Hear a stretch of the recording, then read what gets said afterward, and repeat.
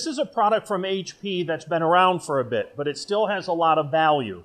It is called the HP White Satin Poster Paper. This is colloquially known as a wet strength paper. It is latex impregnated and it has limited outdoor durability. So if you have a paper where you have to get some water on it, or it might have some moisture or humidity concerns, this is a good choice of paper. It's very economical, it's nice lightweight, and one of the things I did a little different here is this was done with a 365. I ran it 12 pass at 124 square feet an hour.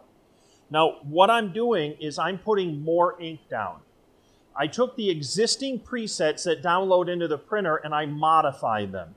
And the way I modified them is I went to 12 pass and then I ran my charts to build a new print mode. That 12 pass print mode allows me to put more ink down because I'm running a little slower. That gives me a beautiful print. I'm very happy with the blacks here. I'm very happy with the amount of ink and saturation. A wet strength paper like this can take more ink.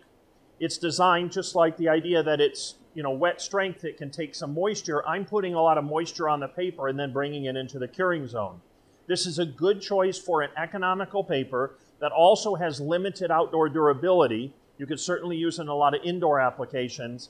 It's sort of a hallmark paper that we've had in our line for a long time, dating all the way back to the first latex printers, but it's still a valuable paper. And I think if you slow it down a little bit and put some more ink on it, it looks fantastic. And I think it's a real essential and valuable paper in the HP product line.